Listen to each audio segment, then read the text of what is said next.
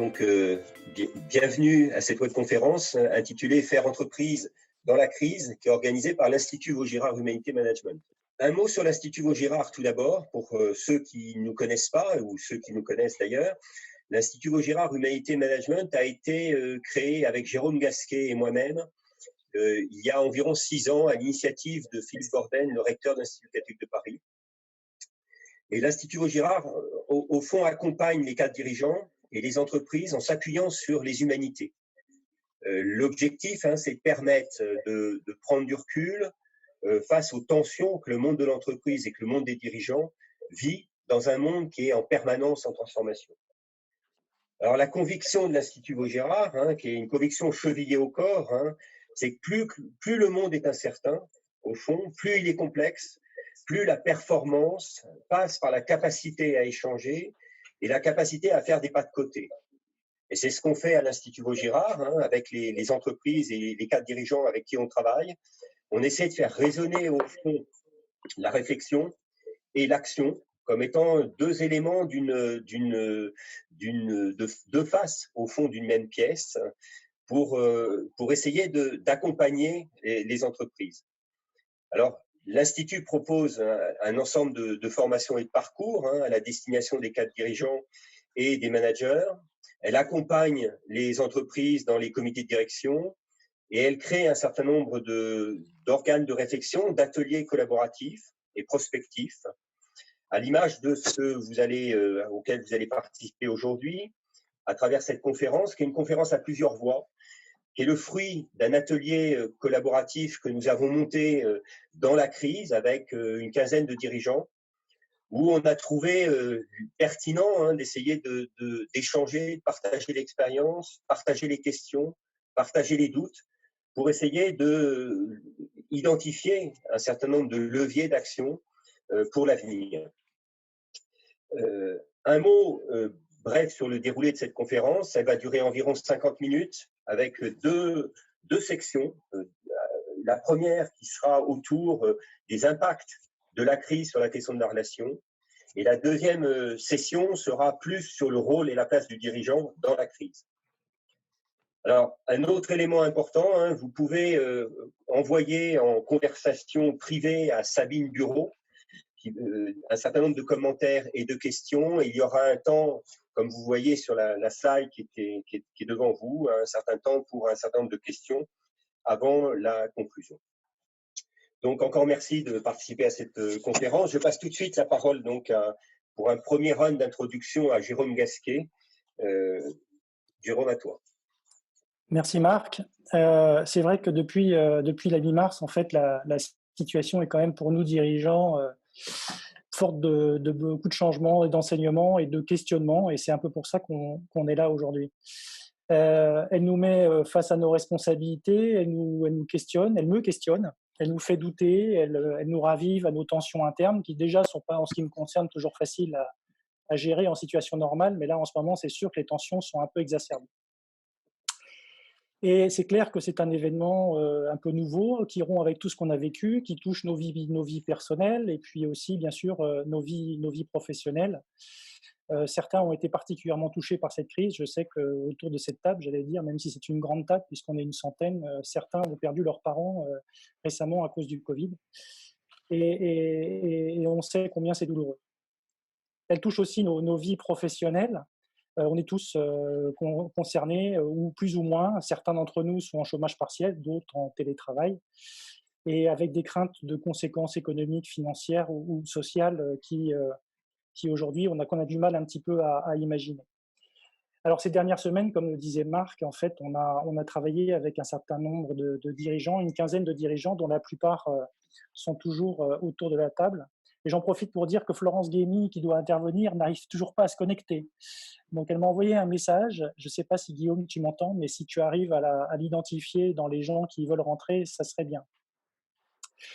Donc voilà. Et pour revenir à mon sujet, cette crise sanitaire, c'est clairement la vulnérabilité, c'est vraiment la vulnérabilité, notre vulnérabilité, notre fragilité aujourd'hui qui est questionnée. Et ce qui est clair, c'est que le travail qu'on a fait avec les différents dirigeants a mis en exergue un certain nombre de choses. On s'est posé un certain nombre de questions, on se dit tiens, il y a les utiles et les inutiles. Les utiles, ce sont ceux qui ont dû revenir très vite au travail pour nous permettre de manger, de boire, d'avoir des machines qui marchent, etc., etc. Et puis ceux qui sont peut-être considérés comme moins utiles. Et le questionnement nous concerne aussi en tant que manager, sachant que c'est souvent les gens du terrain en fait qui sont devenus plus que jamais importants, et nous derrière, en tant que dirigeants ou en tant que manager, nous mettons un peu au dernier rang. Alors, c'est clair, tout le monde en a parlé aussi, ce sont ces techniciens de maintenance, ce sont tous ces gens, en fait, ces policiers ou ces aides-soignants qui manquaient usuellement totalement de reconnaissance, qui aujourd'hui sont mis au devant de la scène. Et nous, là-dedans, en tant que dirigeants, quel est notre rôle et qu'est-ce qu'on doit faire et penser de tout ça. Et j'ai du mal aussi à revoir aujourd'hui, à travers le confinement, le redépart, le nouveau départ de l'économie et de tout ce que ça génère derrière, alors que je pense qu'un certain d'entre vous, on a pu redécouvrir la vertu du silence et de l'air purifié dans nos villes, et ce qui nous montre clairement le prix, j'allais dire, phonique et écologique de notre façon de vivre. Alors maintenant qu'on parle de déconfinement, est-ce qu'on est aujourd'hui condamné à faire repartir, faire tourner la roue du hamster, sans quoi tout le système risque de s'écrouler? Point d'interrogation.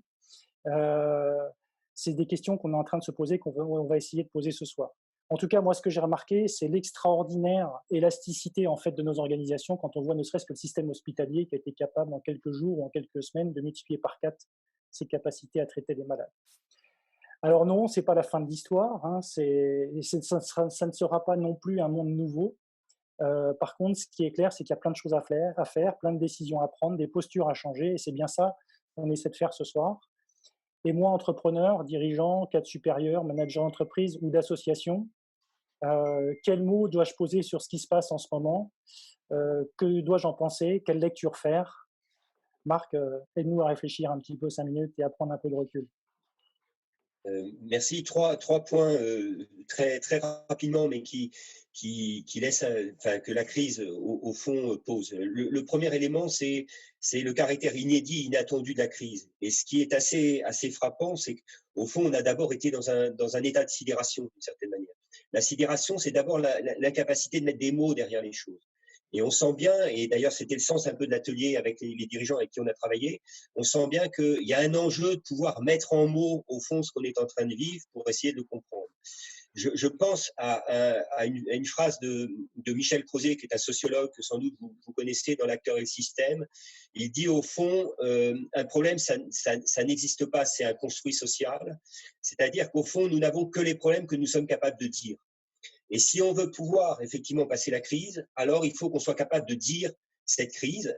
Et on peut avoir des lectures différentes, des interprétations différentes de cette crise, mais en tout cas, on sent bien qu'il faut dire ensemble cette crise. Donc, on a un récit à construire ensemble sur cette crise, à la fois aujourd'hui, maintenant, mais aussi pour demain, bien évidemment, pour pouvoir la saisir, pour pouvoir reprendre la main quelque part et reconstruire ou continuer à construire, peut-être un peu différemment, un certain nombre de choses. Le deuxième élément qui, moi, est d'emblée un point d'interrogation assez fort, c'est qu'on entre dans cette crise par une crise sanitaire et qui met la question de la vie et de la mort en danger d'un certain nombre la vie et la mort d'un certain nombre de nos concitoyens, de nos proches. Et c'est aussi immédiatement une crise économique, et c'est aussi immédiatement une crise personnelle, et c'est aussi immédiatement une crise sociale et une crise politique sur la question des libertés. Donc, ce qui est intéressant de ce point de vue-là, c'est que ça vient réarmer quelque chose qu'on sait fondamentalement, mais qu'on oublie trop souvent sans doute au décours de nos existences et au décours de ce que nous avons à faire dans le monde du travail. C'est qu'au fond, on est bien dans un écosystème et qu'il y a des forts rapports d'interdépendance. Ça, c'est un élément important parce que ça veut dire que l'équilibre, au fond, qui nous rend possible la construction de nos activités, tient à la manière dont nous allons gérer les interdépendances. Et on sent bien qu'elles sont extrêmement fragiles.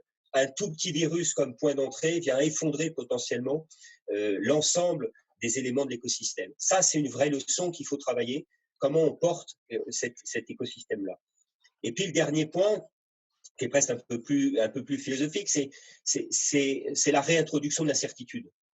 D'abord, ce que nous éprouvons, c'est l'incertitude. Et ça, c'est très intéressant parce que, au fond, le monde moderne dans lequel nous sommes, la modernité contemporaine dans laquelle nous sommes, est appuyée et s'est construite absolument contre l'incertitude. Au fond, notre culture, nos manières de faire, nos manières de raisonner, nos manières de vivre c'est toujours de la maîtrise et du contrôle, c'est de la prévisibilité, c'est de la mise en équation et en calcul au fond de ce qu'on va faire. Et c'est au fond, ça repose sur, je reprends une formule d'un philosophe qui s'appelle Peter Sloterdijk, qui dit, au fond, la modernité, c'est quelque part, quand tout se passe normalement, tout se passe comme prévu.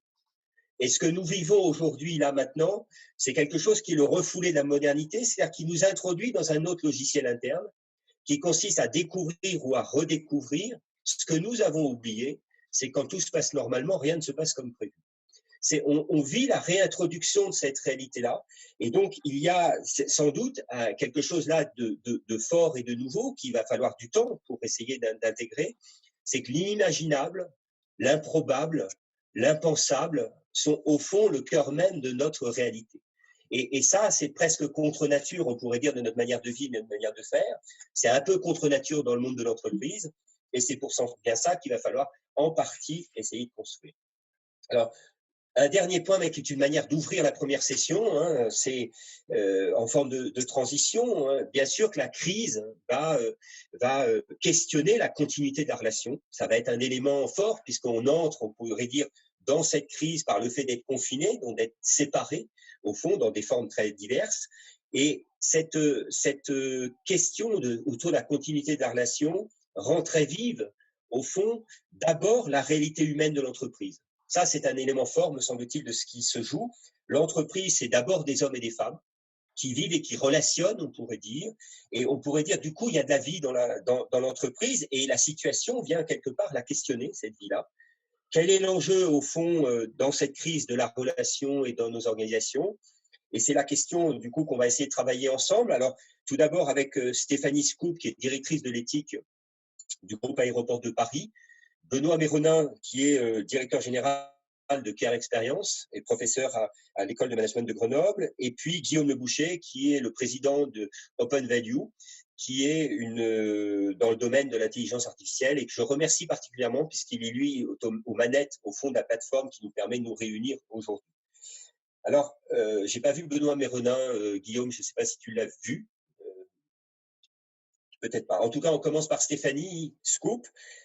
Au fond, dans ce que vous avez vécu hein, dans le groupe Aéroport de Paris, et quel est votre regard sur cette crise et surtout cette crise relationnelle au fond, hein, et surtout qu'est-ce qu'il y a à apprendre de cette crise-là et qu'est-ce qu'il y a à apprendre et à retenir au fond pour demain et la continuité du maintien de la vie d'entreprise.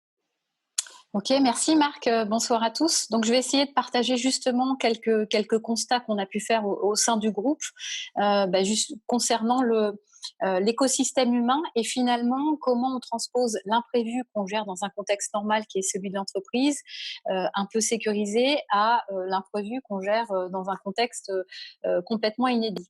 D'abord, je pense que le confinement, ça fait prendre conscience sur le manque de la relation, le manque de contact. Est-ce que cela génère, d'un point de vue organisation du travail, conditions de travail? Ça interpelle, je pense, chacun sur ce que représente la relation. Pour soi, c'est-à-dire est-ce que je suis seule, plutôt isolée, est-ce que je suis entourée, accompagnée, et ça se joue aussi bien d'un point de vue perso que d'un point de vue professionnel. Cela, je pense, interroge aussi sur la confiance qu'on a en soi et qu'on a aussi envers les autres. Pour illustrer un petit peu ça, je vais prendre les deux cas qu'on a pu vivre au sein du groupe ADP. D'abord, on a des collaborateurs qui sont en télétravail. Est-ce que, en tant que manager, dirigeant, finalement, je fais confiance en fait à mes équipes pour travailler dans ces conditions quand j'ai pas pris cette habitude auparavant? Est-ce que je suis capable en fait d'animer à distance, de créer des conditions de motivation alors que je ne vois pas les personnes, que je gère la situation un peu différemment et que dans ce contexte-là, j'ai une espèce d'obligation aussi d'être dans une relation où je vais être à l'écoute des conditions de travail des collaborateurs. Est-ce que j'ai des enfants à gérer en plus de mon travail? Est-ce que j'ai un contexte qui est favorable, qui est un peu compliqué? Donc ça, c'est le premier point. C'est on a des réactions assez différentes en fonction des managers. et j'y reviendrai. Sur la partie, enfin, on a 80% des collaborateurs qui sont en chômage partiel. Ça veut dire qu'à un moment donné, en chômage partiel, je ne suis plus le manager du collaborateur.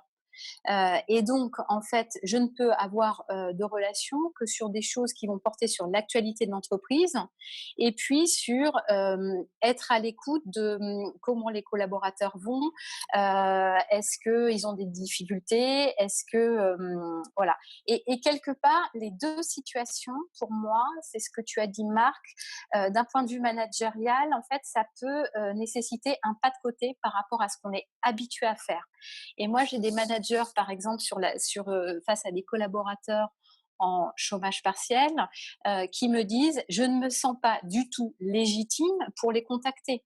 Je ne suis plus leur manager et sur quel mode je peux les contacter? Qu'est-ce que je vais leur dire? Et on sent bien en fait cette difficulté à aller sur un plan qui va être peut-être plus personnel, peut-être s'inquiéter en fait de ce qui se passe pour eux, peut-être plus émotionnel, c'est-à-dire qu'est-ce que les collaborateurs ressentent.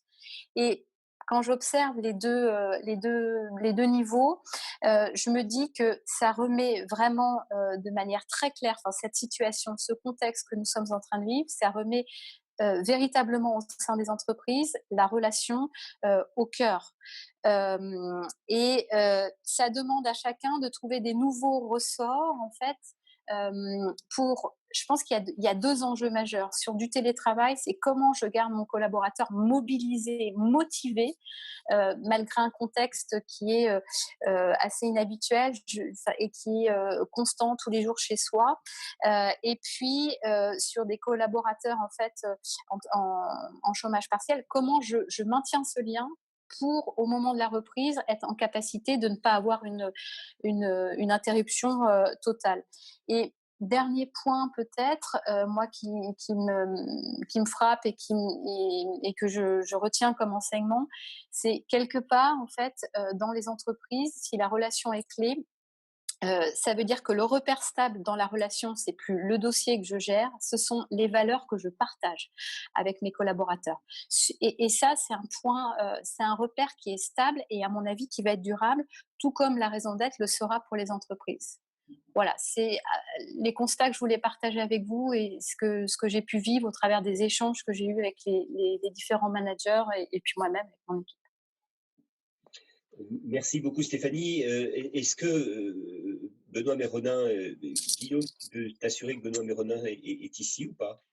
Oui, bonjour à tous, bonjour Marc, je suis bien là. Vous m'entendez? Benoît Méronin, directeur général de Care Expérience, très heureux de t'avoir parmi nous, et d'autant plus qu'on a écrit un livre ensemble sur la question du prendre soin. Quel est, au regard de ce que Stéphanie Scoop vient d'évoquer, de sa situation, la situation un peu particulière, quelles seraient toi les réactions et ta prise de distance par rapport à ce retour, on pourrait dire, cette essentialité de la question de la relation au cœur de l'entreprise pour aujourd'hui, mais surtout pour demain? En fait, je voulais effectivement rebondir sur les différents sujets abordés par Stéphanie. Le premier, c'est le manque de contact.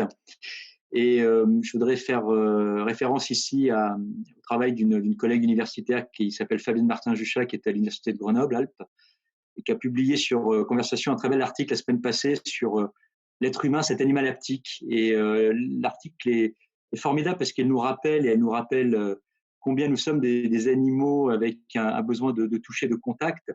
Que l'époque que nous vivons de distanciation sociale et de masques, que ce soit dans la relation avec nos équipes, quand on va sortir du confinement, mais aussi dans la relation, Stéphanie, Aéroport Paris, c'est un métier de service. Dans la relation avec les voyageurs, avec les clients, ça va être très compliqué. Et comment on maintient finalement ce contact et cette qualité de relation avec ces éléments-là, c'est un sacré pari. Et on voit bien dans les métiers du quotidien combien un conducteur de bus avec ses voyageurs a aussi besoin quelque part de cet élément de toucher et de sécurité finalement relationnelle. Il y avait un deuxième point qui est effectivement de se dire l'intelligence finalement émotionnelle. Stéphanie en a très très bien parlé pour les managers. Très souvent, c'est effectivement quelque chose qui était finalement un monde à part. On a aussi construit finalement un fantasme en entreprise et Et là, c'est aussi une sociologue que j'aime beaucoup, qui est américaine, qui est une vieille dame qui s'appelle Harley Hochschild, qui a fait émerger dans la sociologie tout un courant de pensée qu'on appelle la sociologie des émotions, et qui nous rappelle en fait que l'être humain, dans sa vie personnelle comme dans sa vie professionnelle, en fait, il fait un travail, et elle appelle en fait le travail émotionnel. Et finalement, en permanence, on nous demande d'adapter finalement nos émotions au contexte en fait que nous vivons. Le cas le plus extrême, évidemment, Jérôme, tu as rappelé le contexte malheureux de la crise et des décès qu'elle amène, évidemment le comportement qui doit être le nôtre au moment de funérailles. Et partant de là, on voit bien que dans nos métiers, et à fortiori dans les métiers de service, que ce soit dans la relation avec le client, dans la relation avec nos équipes, il y a toujours de toute façon, qu'on le fasse consciemment ou pas consciemment, ce travail émotionnel qui se joue dans notre capacité à capter évidemment les émotions que l'on peut ressentir et à renvoyer évidemment la bonne posture émotionnelle. Et on voit bien là aussi que dans le contexte du confinement aujourd'hui, puis dans le contexte encore une fois de la distanciation sociale, des masques qu'on aura sans doute apporté encore une fois, c'est sans doute quelque chose qui, Stéphanie l'a dit très justement, reprend une importance extraordinaire aujourd'hui, sans doute une prise de conscience, une reprise de conscience pour beaucoup de gens, mais on sent bien que ça va être compliqué. Et puis pour terminer, parce que le temps est compté, je regarde aussi l'heure, je voulais juste reboucler la boucle par rapport à ton introduction, Marc, où tu posais le sujet vraiment de l'incertitude. On a aussi construit une culture aujourd'hui dans laquelle en fait on pense que la relation elle doit être prévisible. George Ritzer, qui est un sociologue extraordinaire que j'adore, un américain aussi de la sociologie de la consommation, a bâti toute une théorie autour de ce qu'il appelait la McDonaldisation de la société. Et c'est vrai qu'on a réussi à construire ce qu'on appelle des modèles relationnels aujourd'hui, des scripts dans lesquels on veut, le client on veut que la relation effectivement soit prévisible. Et là aussi, ça pose évidemment d'immenses questions, à la fois parce que cette prévisibilité elle est importante pour créer de la rassurance, mais en même temps parce qu'elle est angoissante aussi, et que là aussi, la pandémie avec la reprise d'activité dans les métiers de service, de tout ce qui va se passer, de toutes les tensions, de toutes les difficultés là qui vont s'accumuler, comment être en capacité de continuer à faire vivre finalement au client le bon niveau de relation, comment lui garantir là aussi de la réassurance, ça va être, je pense, ça va être un des très très grands enjeux des semaines et des mois à venir. Ok, merci. Ce qui est assez significatif, c'est on sait bien qu'au fond une entreprise c'est de la relation. C'est de la relation qui est assez hétérogène d'un certain point de vue. Elle peut être technique, elle peut être calculante, elle peut être politique, elle peut être affective et émotionnelle comme vous l'avez évoqué l'un et l'autre.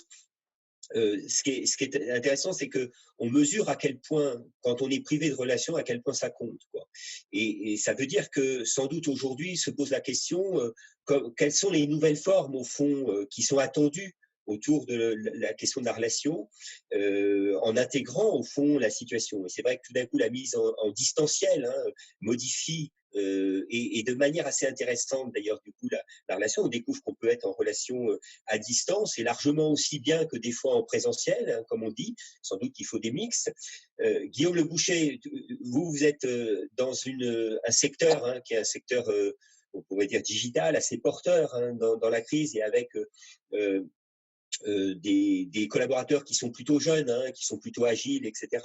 Qu'est-ce qui vous est apparu, vous, dans ce qu'est votre expérience dans la gestion de la crise, d'essentiel comme levier, au fond, relationnel, pour continuer au fond, à faire entreprise? Parce que rien n'est gagné de ce point de vue-là.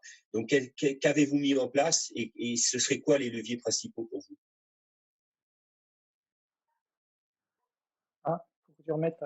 Guillaume, on t'entend pas. Excusez-moi. Effectivement, merci Marc. Donc, je travaille dans l'intelligence artificielle, et à travers cette belle aventure des données et du monde de la prédiction, j'ai l'occasion aussi de regarder un petit peu ce qui se passe à la fois dans les grandes entreprises de la tech et notamment dans le monde des startups. Pour continuer la réflexion sur les relations, je dirais qu'il y a un sous-jacent, c'est l'organisation. Moi, ce que j'ai pu constater en termes de retour, des premiers retours systémiques de cette crise, c'est que qu'est-ce qui marche bien aujourd'hui dans l'organisation, c'est vraiment le collaboratif. Je l'ai regardé à la fois au niveau des États. Je crois que chacun et chacune pourra faire mener la réflexion et se poser la question pour dire que qu'est-ce qui marche très bien aujourd'hui, c'est effectivement le monde des soignants, le monde du quotidien, des pompes funèbres, on en a parlé, des éboueurs, des caissiers, des caissières. Et donc, c'est ce que j'appelle ce monde assez horizontal qui travaille les uns avec les autres et qui ne reçoit pas forcément quotidiennement une approche top-down venant du haut de l'entreprise. Pour faire le lien avec le monde de la technologie, effectivement, je crois que ce qu'on appelle un petit peu dans la tech le concept de l'entreprise libérée, l'entreprise collaborative, le terme un peu américain de Tony Hsieh, le fondateur de Zappos, parlait d'holacratie, trouve toute sa place dans la crise d'aujourd'hui. Ça veut dire quoi? C'est quoi l'holacratie? C'est une capacité à travailler plus sur l'autonomie. On le voit aujourd'hui, on est confiné, on est à distance. Donc, quelque part, le faire confiance dans les tâches quotidiennes il devient de plus en plus nécessaire. Et à travers cette autonomie, c'est se dire que dans les entreprises collaboratives, ce qui compte peut-être le plus, c'est plus tellement le micromanagement, c'est-à-dire celui qui donne la tâche et celui qui l'exécute, mais c'est plutôt se parler de manière plus horizontale et rechercher une capacité à exécuter sans être forcément attendre de son manager un contrôle ou au moins un retour d'information ou un feedback. À travers ça, moi je suis en train de le regarder aussi à travers effectivement ce monde des GAFA. Très intéressant d'ailleurs, moi j'ai essayé de participer à l'application Stop Covid. J'ai développé une autre application pour prédire le retour de pandémie très actuelle et j'ai regardé tout ce qui se passe en termes de data et aujourd'hui c'est très marrant de voir que les sociétés comme Apple et Google aujourd'hui ont plus d'informations qu'un pays comme la France et ça vient aussi de quel phénomène? C'est que là aussi ça vient d'une côté horizontal où chaque département de Google ou de Apple sait s'organiser pour fournir de la donnée extrêmement rapidement. Ça veut dire quoi aussi en termes de relations? Je reprends un terme aussi utilisé chez les GAFA, c'est l'expression pizza team. Savoir s'organiser autour de groupes de 4, de 8, ce qu'on appelle le concept de pizza team. Pas plus de 4 à 8 personnes qui mangent la pizza, qui travaillent ensemble. Très intéressant parce que j'ai vu dans plusieurs articles, à la fois en France et notamment à MIT, de se dire qu'aujourd'hui, pour lancer des projets à distance, le mieux, c'est pas de se dire qu'on peut être 40 ou 50 autour de la table. Là, on a la chance d'être un peu plus de 124 lors de cette conférence, mais néanmoins, pour démarrer en mode projet, effectivement, c'est d'être entre 4 et 8 personnes. Pour ajouter à cela un point de conclusion sur la posture du dirigeant et notamment du dirigeant dans le numérique, quelle relation ça crée pour le dirigeant et ses équipes. Moi, très simplement, j'ai envie de redire ce qui a été dit, c'est une relation de fragilité, mais aussi un besoin de trier l'information. Michel Serres disait que la vraie information est celle qui est proportionnelle à la rareté. Et je crois que pour le dirigeant, ce qui est important aujourd'hui, c'est de savoir qu'est-ce qu'il peut dire, qu'est-ce qu'il ne peut pas dire à ses équipes, qu'est-ce qu'il peut recevoir. Et bien entendu, s'inscrire dans une posture, je dirais, d'intelligence collective où chaque personne de l'entreprise, aujourd'hui dans la crise, aujourd'hui dans le confinement, quelque part a une part de la solution. Et c'est plus, encore une fois, des discours top-down qui permettent d'arriver et de collaborer. Et quand je dis trier l'information, c'est pas pour faire de la publicité pour mon secteur d'activité qui est l'intelligence artificielle. Néanmoins, c'est très marrant là aussi de voir que les plus à l'aise, les plus agiles aujourd'hui, je l'ai cité tout à l'heure à travers les GAFA, mais c'est vrai aussi de certains gros opérateurs. Vous voyez, c'était très intéressant de voir comment Orange a communiqué sur la migration du 1 million de personnes vers les maisons secondaires. Mais quelque part, c'est aussi ceux qui ont de la donnée qui peuvent trier l'information et quelque part aussi faire le lien avec cette entreprise collaborative. Merci. Juste avant de passer à la deuxième session, peut-être une remarque, c'est-à-dire que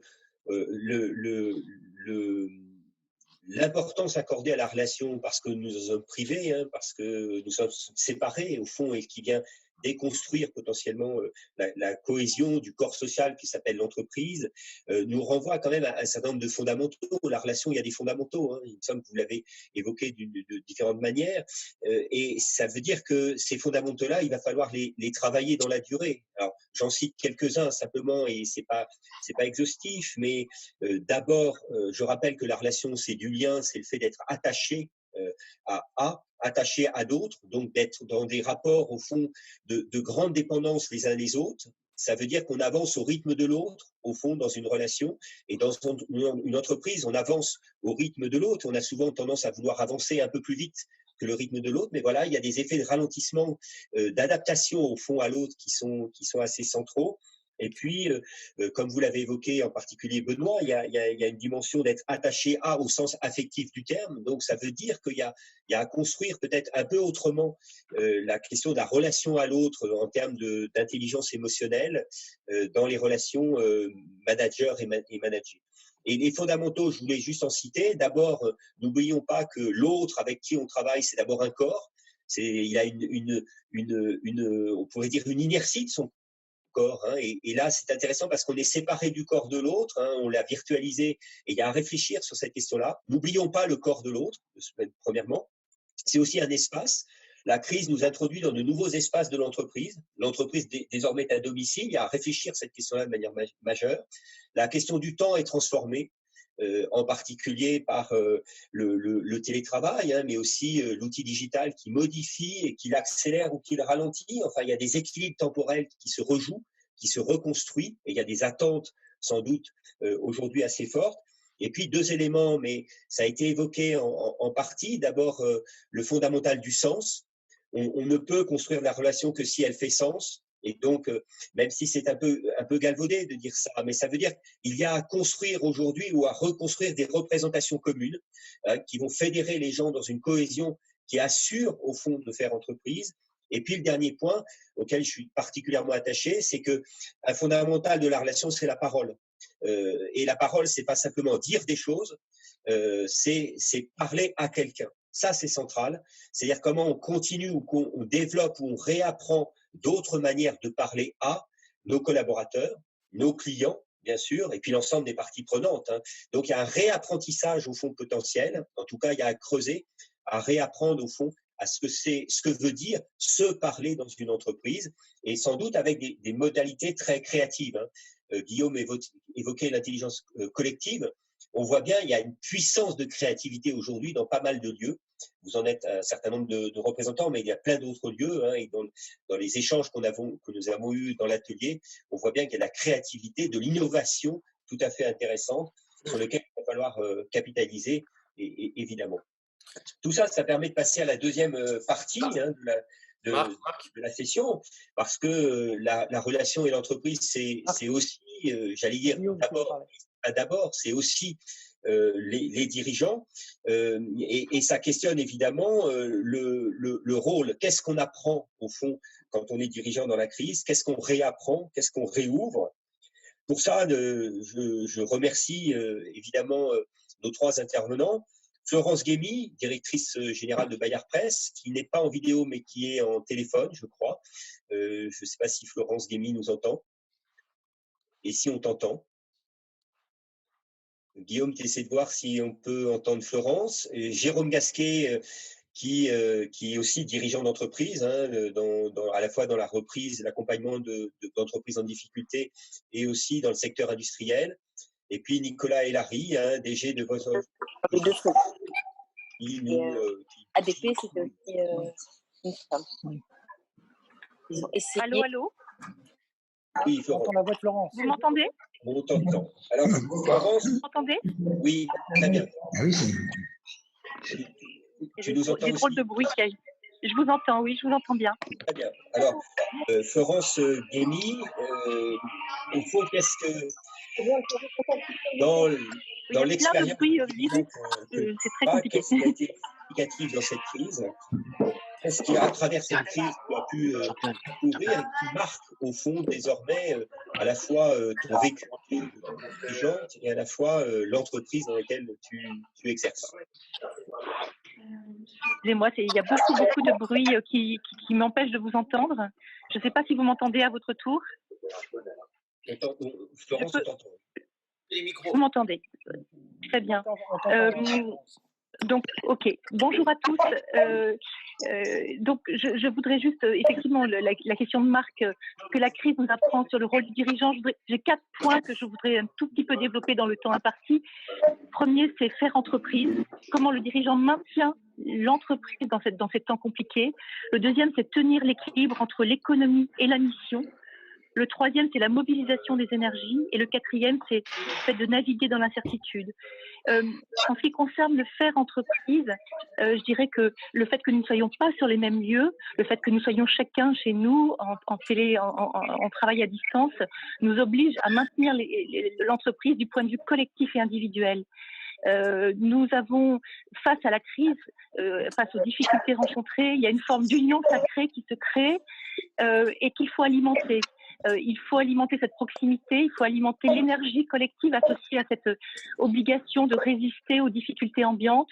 Et donc, nous sommes amenés à engager une gouvernance beaucoup plus resserrée, où nous avons un comité exécutif qui a lieu toutes les semaines, où nous partageons l'information, où nous exposons les décisions à prendre, où chacun réagit et où nous nous sentons solidairement associés aux décisions parfois difficiles qu'il faut prendre. Le deuxième élément, c'est une communication régulière sur ce qui nous arrive auprès de l'ensemble des salariés, que nous ne faisions pas jusque-là. Nous parlions 2-3 fois par an lors de communication sur les résultats, sur les budgets, etc., sur la nouvelle année. Là, toutes les semaines, nous envoyons une lettre à l'ensemble des salariés pour leur raconter l'histoire que nous vivons. Nous avons une aventure commune. Nous essayons de transformer cette difficulté comme une aventure commune et donc que les salariés se sentent partie prenante de cette aventure et qu'ils la comprennent au fur et à mesure de son déroulement. Le deuxième point du faire entreprise, c'est celui de la relation individuelle. On en a beaucoup parlé d'ores et déjà dans cette conférence. Je voudrais dire que vraiment, il y a 2 types d'attention qui me paraissent évidentes et nécessaires. C'est tout d'abord l'attention aux invisibles, ceux qui sont dans l'open space, qui ont un travail qui n'est pas un travail de projet, qui est un travail individuel, très circonscrit, que nous saluons à la cantonade le matin quand nous arrivons, et qui, lorsqu'ils sont en télétravail, disparaissent complètement des champs parce qu'ils ne sont pas dans un projet, parce qu'ils ne sont pas associés à des réunions Teams. Et ces invisibles-là, il faut absolument les associer, leur parler, les appeler, savoir comment ils vont, effectivement, comme on l'a dit, sur un registre émotionnel. L'autre élément, c'est ceux qui sont en chômage partiel, qui travaillent de façon limitée. Il faut qu'ils se sentent encore utiles. Là aussi, il faut les appeler, il faut se soucier d'eux, il faut leur raconter ce qui se passe. Il faut parler de l'après, être présent auprès d'eux. Le deuxième point, c'est tenir l'équilibre entre l'économie et la mission. Nous sommes une entreprise Bayard très très particulière. Nous nous appelons souvent, nous nous nommons œuvre entreprise, œuvre parce que nous avons été créés par une congrégation qui vise une mission, et entreprise parce que nous sommes évidemment, comme toute entreprise de droit commercial, nous avons besoin de survivre, de tenir des équilibres économiques fondamentaux, d'assurer l'avenir. Et donc dans ces périodes de crise, la tentation, c'est évidemment l'efficacité, c'est résister à la crise, c'est trouver des mesures d'économie, c'est être totalement focus, comme on dit parfois, sur cette question du court terme, de l'économie essentielle. Il est nécessaire pour moi de penser aussi, d'équilibrer les choses et de penser aussi à notre mission, la mission qui guide l'entreprise, la mission qui donne du sens. On parlait de sens tout à l'heure avec Marc, et de préparer les modèles qui seront durables demain, pendant cette période de crise. Des modèles qui peut-être aujourd'hui sont des modèles de moyen terme, c'est des modèles qui sont aujourd'hui pas encore accessibles, qui vont nécessiter un peu d'énergie supplémentaire, qui seront peut-être coûteux à mettre en œuvre, qui vont nous conduire à de la prise de risque, qui vont nous conduire à rajouter un peu d'investissement. Mais je crois que notre rôle de dirigeant, c'est de poser les bons arbitrages et de penser aussi au moyen terme et à cette durabilité. Le troisième élément de ce que nous apprend cette crise, c'est celui de la mobilisation des énergies. Il faut dépasser la peur. La peur nous sclérose, la peur nous empêche d'agir. Il est clair que dans nos premiers comités d'entreprise, nos CSE, les salariés nous ont dit, mais allons-nous survivre? Nous perdons énormément d'argent dans ces mois qui sont des mois de fermeture des libraires, fermeture des marchands de journaux, plus d'annonceurs publicitaires. Notre modèle économique est très sévèrement mis à mal. Or, nous sommes une entreprise qui gagnons notre vie tout juste. Chaque année, on est à l'équilibre. Donc, nous perdons 10 années de fonds propres là en quelques mois. Donc, c'est extrêmement grave. En revanche, nous avons la chance d'avoir un actionnaire qui croit au long terme, qui nous fait confiance et qui a surtout cette mission qui lui tient chevillée au cœur et qui l'a transmis, que nous avons transmis, que nous nous chargeons de transmettre en tant que dirigeants. Donc, dépasser la peur, ça permet de penser au lecteur, de penser au sens de ce que nous faisons et de travailler pour répondre en cette période de crise à l'attente des lecteurs pour leur être encore plus utile et rendre encore plus service. Et cette créativité-là, elle vient du fait que que cette mission nous porte de façon essentielle. Le quatrième point, c'est celui de naviguer dans l'incertitude. On navigue beaucoup dans l'incertitude depuis quelques années avec les modèles numériques qui ne sont toujours pas complètement fondés. On doit évidemment changer souvent notre fusil d'épaule. Et c'est vrai que encore plus pendant cette crise, nous voyons que nous n'avons pas la visibilité sur ce qui nous attend. Nous préparons un budget aujourd'hui. Nous ne connaissons pas tous les grands périmètre. Nous avons énormément d'aléas négatifs sur ce budget. Donc, nous savons que nous devons expérimenter, nous devons prendre des hypothèses, nous devrons peut-être changer ces hypothèses en cours de route et il faut nous préparer effectivement à naviguer dans la tempête, à avoir une culture de l'évaluation, une culture de l'agilité et de l'arrêt s'il faut arrêter pour reprendre. Voilà, donc voilà les 4 points que je voulais partager avec vous. Merci de votre attention. Marc ? Est-ce que Marc nous entend ? Jérôme, ton regard en réaction à ce que tu as entendu et de ton expérience. En réaction, je ne sais pas, on va essayer de compléter et peut-être de croiser certaines choses avec ce que vient de dire Florence. J'allais dire, moi, ce que j'aimerais, c'est vous parler un petit peu de trois dimensions, en fait, de ce que ça m'apprend et de ce que ça me réapprend mon rôle de dirigeant. D'abord, c'est sur mon environnement. Ensuite, c'est sur mon entreprise. Et bien sûr, après, c'est sur moi-même. Parce qu'en fait, les 3 dimensions sont quand même particulièrement complémentaires. Alors, sur mon environnement, je dirige 2 entreprises en ce moment, dont une qui est en Savoie dans le secteur industriel. Et on a, j'allais dire, pour utiliser un terme, déconfiné il y a à peu près 3 semaines. Et ce qui m'a décidé en fait de déconfiner un petit peu avant tout le monde, ça a été de voir que tout mon écosystème était en train de redémarrer, que mes différents sous-traitants et mes différents clients avaient déjà ou continuaient ou étaient en train de redémarrer. Et ça m'a fait vraiment prendre conscience, en fait, comme on en a parlé plusieurs fois, mais je pense que là, je l'ai vraiment vu et touché et de façon assez brutale et totale, c'est l'importance en fait de l'écosystème au milieu duquel je suis. Et que ma responsabilité n'est pas uniquement la responsabilité d'un chef d'entreprise, mais c'est aussi j'allais dire une responsabilité de co-responsable d'un écosystème dont je suis en partie porteur. Aujourd'hui, je dépends à peu près d'une 50aine de fournisseurs. Je fabrique des compresseurs de très haute pression en Savoie, donc avec des choses qui sont des produits qui sont soumis à des contraintes relativement fortes en termes de sécurité. Si je perds 1, 2 ou 3 fournisseurs clés, je sais très bien que je ne passerai pas l'hiver. Et j'ai pris conscience vraiment de cette interdépendance vis-à-vis de ces fournisseurs et également de mes clients. Bien sûr, j'ai une 30aine de clients et j'ai bien compris en fait que notre intérêt commun, c'était de travailler ensemble pour survivre et résister ensemble. Et c'est pas facile parce qu'on est tous, j'allais dire, tirés par la tentation en fait de penser à notre intérêt individuel et l'intérêt de la boîte plutôt que l'intérêt de l'écosystème. Donc ça, c'est vraiment beaucoup de contacts avec ces gens-là, sachant que dans mes 50 fournisseurs, j'ai énormément d'entreprises de 8 à 10 ou 15 ou 20 personnes, donc beaucoup de PME. Alors sur mon entreprise, je vais parler beaucoup d'argent parce que je pense que j'ai vécu l'année dernière sur une des entreprises dont j'ai la responsabilité d'une énorme tension de trésorerie. On a failli déposer le bilan plusieurs fois, je pense 2 fois l'année dernière. Et on a eu la chance, en fait, d'avoir un fonds d'investissement qui nous a fait confiance et qui est rentré à côté d'un actionnaire familial dans cette entreprise savoyarde et qui nous a permis de retrouver un certain nombre de fonds propres et donc une trésorerie. Et ça m'a fait prendre conscience de plusieurs choses, tout ça. D'abord, c'est malheur aux organisations aujourd'hui qui n'ont pas devant elles 1 ou 2 ou 3 mois d'avance de trésorerie. J'aurais été dans la situation de l'année dernière au mois de septembre sans cette augmentation de capital. Je pense qu'on aurait fermé l'entreprise depuis à peu près quelques semaines, je pense déjà. Je pense également, alors pour utiliser des termes un peu techniques, à tous les LBO, les montages de rachat. C'est clair qu'il y a des hypothèses de travail qui ont été posées dans certaines opérations financières de LBO et de MBO qui ont travaillé sur des hypothèses très tendues en termes de trésorerie. Je pense que là, c'est clair, ça nous interroge sur ce genre de montage. Et je pense que moi, en termes d'entreprise, en tant que chef d'entreprise, ça me pousse à intégrer l'aléa et l'incertain dans mes plans et dans mes projections financières. En ce moment, je suis comme dans beaucoup d'entreprises en train d'essayer de mettre en œuvre un PGE, un plan garanti par l'État.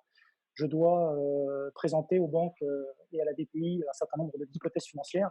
je ne peux pas me permettre de ne pas intégrer l'aléa et l'incertain dans ces plans, sinon en fait je sais très bien que je ne passerai pas la rampe. Et ensuite, j'allais dire que ça me pousse à essayer de faire preuve de courage et de pédagogie à l'égard de mes actionnaires, qui seraient restés, dans certains cas, avec dans une philosophie du retour sur investissement à tout crin, ce qui n'est pas le cas aujourd'hui parce que je travaille dans des modèles familiaux ou avec des fonds d'investissement qui sont des fonds d'investissement qui accompagnent dans la durée. Mais je pense que dans un certain nombre de circonstances, en tant que dirigeant, je dirais, on est appelé à faire preuve de courage et de pédagogie pour leur demander d'être patient et d'accepter peut-être que pendant 1 an, 2 ans ou pendant une certaine période, en fait, notre retour sur investissement ne soit pas aussi bon qu'espéré. Enfin, troisième dimension, je pense, c'est qu'est-ce que ça m'interroge, qu'est-ce que ça me fait bouger en termes de posture sur moi-même. J'allais dire, le premier devoir, et je sais qu'on en a parlé avec Florence en préparant cet entretien, c'est le devoir d'optimisme. C'est-à-dire que même si je pense très clairement que demain ne va pas être fondamentalement différent d'hier, si on arrive à faire bouger à 1, à 2 la trajectoire du monde, même ne serait-ce que quelques millidegrés, je pense que ça sera quelque chose qui sera intéressant. Ce qui est interrogé aussi dans cette crise, c'est ma capacité à accueillir les emmerdes qui ne vont pas manquer de se présenter dans les semaines, dans les mois à venir. Et ça, c'est clair que c'est une vraie posture. Et à la limite de se dire plutôt, comme tu disais, Marc, tout à l'heure en début, en fait, ce qui est prévu, c'est pas ce qui doit se passer. Mais en effet, c'est de se dire, en fait, j'ai pas encore l'idée de tous les emmerdes qui vont arriver la semaine prochaine, mais c'est en faisant confiance avec les équipes et en travaillant avec les équipes qu'on arrivera à les franchir. Ça m'interroge aussi sur ma capacité de vouloir tout contrôler, bien sûr, et donc, comme je vous disais, de rester vigilant avec les équipes pour essayer d'identifier ce qui va émerger, d'essayer de trouver des solutions. Et comme disait Florence aussi dans les discussions, je crois que tu l'as dit tout à l'heure, c'est d'oser tester, essayer, rater, et puis éventuellement aussi accepter des plans d'action qu'on va mettre en œuvre. Il y en aura certains qui seront moins bons que d'autres, et même peut-être des mauvais. Mais c'est peut-être là aussi notre rôle de dirigeant, c'est d'essayer de catalyser nos équipes pour essayer de trouver la porte de sortie qui nous permettra en fait de franchir cette période un peu incertaine. Bref, en fait, voilà toutes ces choses qui sont très faciles à dire, très faciles à partager avec vous, mais qui sont beaucoup plus difficiles à vivre et à mettre en œuvre quand on est dirigeant sur le terrain. Voilà, Marc, ce que je voulais partager Merci. avec vous ce soir. Nicolas et Larry, peut-être votre regard en particulier du rôle du dirigeant, de l'importance du dirigeant dans le redémarrage, au fond, d'une entreprise. Oui, bonsoir à tous. Alors, mon contexte, c'est le domaine ferroviaire, de l'infrastructure ferroviaire, où je suis très conscient des malheurs qui nous frappent tous. Dans le ferroviaire, on a la chance, presque une bénédiction, d'avoir été déclaré dans presque tous les pays où nous avons des usines, secteur essentiel par les gouvernements. Et nos clients profitent beaucoup du peu de trafic en ce moment pour faire des travaux de maintenance et à continuer certains chantiers. Et mon contexte de faire entreprise dans la crise, a été celui de faire redémarrer au plus vite, notamment en France, nos activités, en particulier une fonderie que nous avons qui est basée à Outreau avec notre directeur de site. La fonderie étant la base de notre métier. S'il n'y a pas de fonderie qui marche chez nous, il n'y a pas de chiffre d'affaires, il n'y a pas de disponibilité pour le client in fine. La fonderie s'est arrêtée le 18 mars avec, comme partout, beaucoup d'incertitudes, les peurs des salariés, avec des moyens, un manque de moyens face au virus. Et J'en ai résolu deux. Celle-là, c'était impossible. Attends, j'entends rien. Guillaume, le micro, Nicolas a été coupé. La question qui se pose pour vous continuer de décrire très brièvement le contexte, c'est comment y est-on arrivé?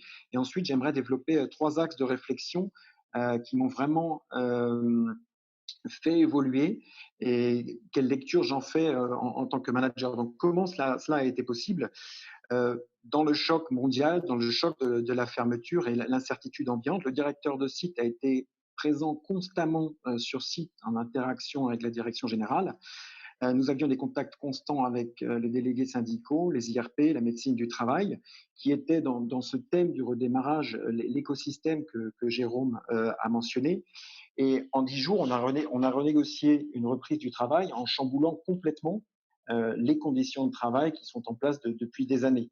Les horaires de 3-8 ont été réaménagés, les arrivées échelonnées sur le site pour qu'il y ait moins de contacts ont été définis, acceptés, les vestiaires ont été réaménagés, les douches, les cantines, comme sur la plupart des sites industriels qui ont pu reprendre.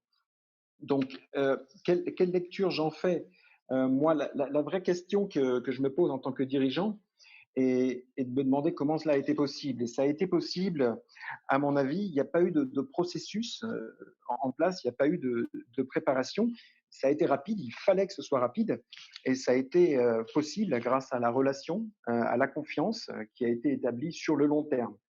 C'est seulement cela qui nous a permis de rester en vie pendant la crise à Outreau, et je dirais même que c'est une sorte, cette relation sur laquelle nous sommes basés, c'est une sorte d'anticipation pour qu'au moment opportun, le moment où il faut survivre, le moment où il faut se battre, on se regarde dans les yeux et on se dit on y va.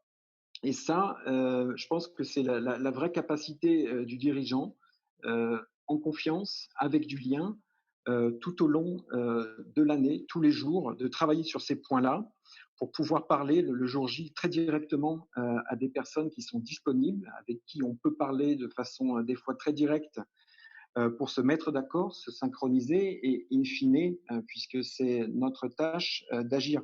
Donc, le premier point, si vous voulez, agir dans la crise est possible grâce à la confiance, et la confiance se gagne avant la crise. C'est très banal de dire ça, mais je pense qu'il faut vraiment l'intégrer dans tout ça, puisque avec ça se greffe, et on perçoit maintenant sur nos usines une grande fierté d'avoir pu redémarrer jusqu'ici en sécurité et de continuer à servir nos clients dans une crise mondiale qui est évidemment extrêmement préoccupante. L'autre question, qu'est-ce que j'apprends dans cette crise? Donc ça, c'est le deuxième point. C'est celle du sens que nous donnons au travail dans notre groupe industriel. On travaille dans le ferroviaire, donc nous sommes des spécialistes de la sécurité. Il ne peut pas y avoir d'accident. Et les valeurs que nous avons, sur lesquelles nous avons vraiment insisté pour la reprise sont celles de la santé, de l'hygiène, de la propreté, et aussi de ne pas gaspiller. Donc on a affaire là à des besoins primaires, qui mobilisent et qui font partie chez nous, qui font partie intégrante de notre métier. Et ça, c'est une réflexion de la crise. Je pense qu'en tant que dirigeant au pluriel, on n'y apporte pas assez d'importance. Et la crise m'a mis en évidence l'importance de ces valeurs également dans l'engagement de chacun au quotidien. Et je l'ai senti, je pense, avec le directeur de site, David Souya, par la facilité, entre guillemets, avec laquelle on a pu redéfinir notre façon de faire très rapidement, de façon à reprendre. Ces thèmes-là, pour une réflexion, pour susciter une réflexion en interne, ces valeurs primaires sont, à mon avis, fédérateurs.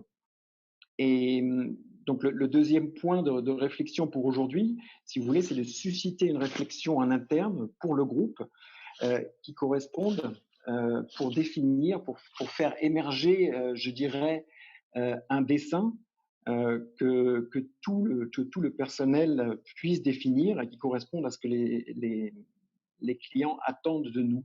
Donc, c'est, pour faire très, très simple, notre métier, mais qui passe toujours un petit peu à la trappe avec d'autres considérations de productivité, des considérations financières qui très, très, très souvent prennent les dessus. Dans la crise, on voit très bien ce qui nous fait avancer. Et donc, c'est un deuxième point de réflexion. Une dernière réflexion vient de partage avec beaucoup de salariés, beaucoup de collaborateurs qui se sont, entre guillemets, débrouillés en télétravail sur les sites pour faire une clôture mensuelle et trimestrielle en mars, en avril, pour des personnes dans les usines qui ont fait des réceptions d'appareils de voix pour les clients avec des films réalisés par drone pour avoir des acceptations à distance. Et le retour que j'ai, leur priorité, ce n'est absolument pas de continuer dans la reprise que nous vivons comme si de rien n'était. Donc, en ce moment, on en est au balbutiement. Mais le slogan, l'objectif est d'éviter, entre guillemets, le retour au compliqué. Donc, fort des expériences que nous avons faites lors de la crise et des improvisations qui ont eu lieu, et certaines ont très bien marché, l'idée pour le dirigeant est d'apporter une vraie attention à ces thèmes-là et de faire en sorte que les choses s'améliorent, là encore, quand c'est possible, en faisant confiance à celles et ceux qui ont pu faire évoluer les choses pendant cette crise. Et là, comme le disait également Jérôme, je pense qu'il faut du courage, il faut prendre du temps, et je suis persuadé que ça suscite beaucoup de plaisir chez nos collaborateurs. Donc ça, c'est le troisième point. Donc voilà, dans les préoccupations de reprise chez moi, les 3 points. Ce qui nous permet d'agir vite, c'est la relation qui est nécessaire au préalable. L'idée, tous dans le même bateau, d'avoir le courage de redéfinir ce qu'on fait, des choses compliquées dans les entreprises de moyenne taille, de grande taille. On a toujours beaucoup de mal à faire changer et laisser entrer vraiment l'interaction, la solidarité qui nous a fait vraiment bouger des montagnes ces derniers jours. La dernière considération pour aujourd'hui, elle est plus personnelle quand même, parce que quand on en a parlé ensemble dans le groupe la semaine dernière, on a parlé d'un aspect de l'amour qui est nécessaire pour commander, et également dans l'action, dans la crise. Personnellement, c'est un concept et c'est un contexte de crise qui me stimule beaucoup, et beaucoup de collaborateurs également. Mais j'aime beaucoup cette idée de dévotion dans l'action, parce que tous mes sens sont en éveil, et on a besoin de ça pour avoir des vraies connexions avec tous les partenaires qui nous aident dans cette phase extrêmement compliquée.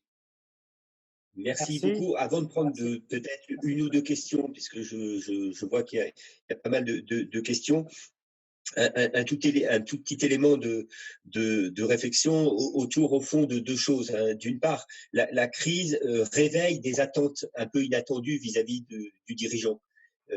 Ça, c'est intéressant parce que ça veut dire que le dirigeant est sommé quelque part de prendre un rôle peut-être d'une nouvelle manière. Je trouve que ça, c'est intéressant. Ça révèle des attentes nouvelles qu'il faut réfléchir, au même titre qu'on voit bien que les rapports qui étaient établis jusqu'à présent dans les équilibres entre public-privé, entre État, entreprises privées, etc. Tout ça, c'est redistribué d'une certaine manière. Donc, il y a on pourrait dire une reconfiguration des cartes qui n'est pas évidente, parce que ça veut dire que les logiciels internes de chacun, les manières de penser, à la fois l'économie, les manières de faire, etc., sont en partie redistribuées. Et dans ce que j'entends de vos 3 interventions, de vos 3 remarques, il y a quelque chose d'assez essentiel dans le rôle du dirigeant. Il y a d'une part, on pourrait dire, l'envie de tenir le cap d'une certaine manière, donc de passer la vague, hein, et deuxièmement, ça suppose du courage, quoi. Et ce courage et cette envie, au fond, avec les autres, de dépasser la vague, ça fait que le dirigeant est plus que jamais sur une ligne de crête. Une espèce d'entre-deux au fond, entre à la fois ce que nous faisions jusqu'à présent, hein, à la fois les idéologies qui nous structurent, nos manières de gérer l'écosystème, et puis une autre manière de le faire, quoi. Donc, on pourrait dire on est pris dans la crise sur une ligne de crête entre nos idéologies et les utopies. Et c'est ça, d'une certaine manière, j'entends à travers aussi le propos de Florence Guémy. Hein, on est attendu sur un changement de modèle, quelque part. On ne sait pas bien ce que ça va faire, mais en tout cas, on voit bien qu'il y a des nouvelles réalités qu'il va falloir intégrer et qui nous bousculent. Et le dirigeant, là-dessus, doit être, au fond, je reprendrai une formule d'un sociologue qui s'appelle Karl Mannheim, qui dit au fond, le dirigeant a besoin d'un intellect, il dit pas sur le dirigeant, il dit on a le gouvernant, dit-il d'une certaine manière, on a besoin d'intellect librement flottant. Je trouve que c'est intéressant parce que les hommes et les femmes qui dirigent aujourd'hui sont un peu librement flottants hein, dans cette zone de turbulence. Librement flottant, ça veut dire, il faut des hommes et des femmes libres. Ça, c'est important, c'est la condition de possibilité du courage, être libre, être dégagé d'une certaine manière, engagé mais dégagé en même temps, et puis au fond capable de naviguer dans des choses qui jusqu'à présent n'étaient pas possibles, impensables, inimaginables. Ça, je pense que c'est un effet de la crise. Ça veut dire que les dirigeants vont devoir non seulement assumer d'être sur une ligne de crête, mais on pourrait dire de revenir à ce que Hannah Arendt évoquait dans La crise de la culture, qui est une formulation que moi j'aime bien à propos de la modernité contemporaine, et je crois qu'on est au cœur de ça aujourd'hui, et c'est le défi pour les dirigeants. Elle dit la chose suivante, il s'agit d'exister dans la brèche du présent entre le passé révolu et l'avenir infigurable. Au fond, la situation dans laquelle les entreprises se trouvent et les dirigeants et l'ensemble des collaborateurs et des parties prenantes sont au fond dans une brèche au présent. Il faut pouvoir vivre au présent avec courage, et c'est en étant au présent de ce qui est en train de se produire qu'il y a une possibilité à la fois de résistance à la crise et en même temps de dépassement de la crise par l'invention peut-être de nouveaux modèles possibles, peut-être en partie. Ce présent, cette existence au présent, on pourrait dire un horizon court, hein, mais il faut suppose de le penser à long terme, hein, mais c'est ça qu'on joue, une tension entre l'horizon très court, puisqu'on n'est pas sûr de survivre d'une certaine manière pour un certain nombre d'entreprises, et en même temps il faut un horizon long, c'est sur fond d'un passé révolu. Ça, je trouve c'est intéressant, c'est ce que nous savons, ce que nous faisions, c'est peut-être plus tout à fait adéquat par rapport à la situation présente. Et donc, il faut projeter un futur, au fond, dit Arendt, figurer un futur qui est infigurable. Figurer de l'infigurable, c'est vivre dans l'incertitude, et c'est, au vu de ce que nos échanges, en tout cas, c'est évidemment ce que nous vivons et ce que nous allons vivre pour sans doute encore très longtemps. En tout cas, c'est cela que nous devrons sans doute désormais intégrer comme un des lieux d'exercice de la responsabilité du dirigeant. Ce sera plus facile d'être philosophe en fait que d'être dirigeant d'entreprise, Marc, en gros, pour les prochaines années. Sabine Bureau, peut-être s'il y a une ou deux questions, il faut qu'on arrête parce qu'il est déjà 19h05 et il faut tenir les promesses de l'heure parce que. Oui, Marc, entre les nombreuses réactions que nous avons déjà eues, il y avait une question de Diego Diaz, qui est directeur international de la SNCF, qui disait « Cette situation est subie, les interrogations sur l'efficacité des mesures futures montrent une perte de contrôle. Est-ce un échec pour un manager de perdre le contrôle ou est-ce dans l'acceptation de perte de contrôle que se révèle le manager ?» Vaste sujet, vaste question. Ça, c'est notre séance, ça. Une séance complète. Oui, ouais, tout à fait intéressante. Et puis, j'en avais une aussi de Jean-Yves Lépine de Dalkia. Quelles nouvelles approches des relations avec vos clients avez-vous mises en œuvre et quelles sont celles qui vont perdurer? Oui, deux très vastes questions. Sur la question de la relation avec les clients, peut-être Guillaume Le Boucher. Je dirais ce qu'il y a, moi ce que je pressens, si alors, je fais juste une intervention, j'ai eu une question sur le lien entre entreprise collaborative et entreprise libérée. C'est un peu, pour moi, c'est synonyme. Alors, on n'est peut-être pas toujours d'accord sur les concepts, mais c'est l'entreprise libérée se fonde sur le collaboratif.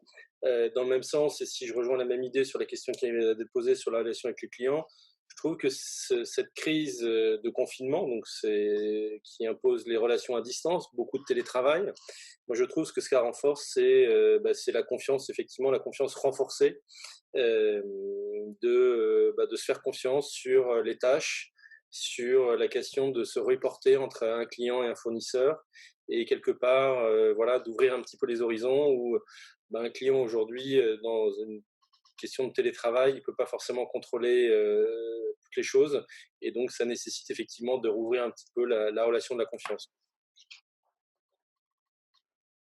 Et sur la question de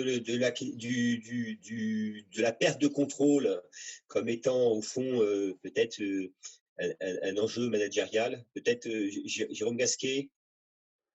C'est la question qui vient de la part de quelqu'un qui travaille à la SNCF. Donc, je suis un peu inquiet sur la réponse que je vais donner ou que je peux donner à cette question-là, parce que s'il y a des choses qui ne doivent pas perdre le contrôle, c'est bien les trains, hein, et on sait leur obsession pour la sécurité.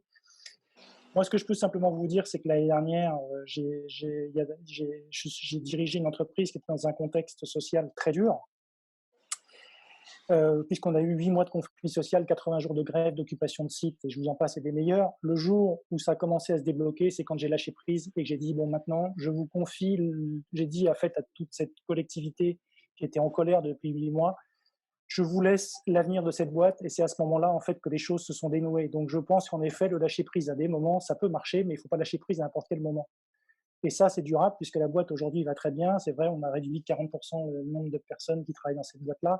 Mais je pense qu'en effet, de temps en temps, ça vaut le coup de lâcher prise. Mais peut-être pas à la SNCF. En tout cas, pas pour tout. D'accord, merci. Les meilleures choses ont une fin, il faut qu'on arrête. Il est temps du coup de vous remercier à la fois ceux qui ont participé à l'atelier collaboratif en amont de cette conférence, et puis à la fois à chacun d'entre vous qui avez participé et puis échangé, conversé, renvoyé des commentaires et des questions. N'hésitez pas évidemment à nous rejoindre, hein, qu'on puisse poursuivre au fond cette aventure, cette réflexion, à nous solliciter évidemment autour des questions qui sont les vôtres. J'en profite pour signaler que le programme de 4 dirigeants que nous dirigeons ici, qui s'appelle « Faire face à la complexité et l'incertitude », ouvre en septembre.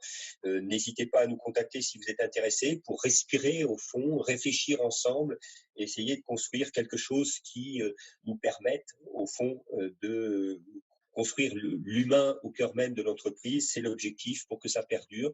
Merci à tous et à bientôt, et j'ose dire à très bientôt. Merci à tous. Merci. Bon week-end. Bon week-end. Merci. Merci à tous, bon week-end. Merci beaucoup. Merci beaucoup. Au revoir.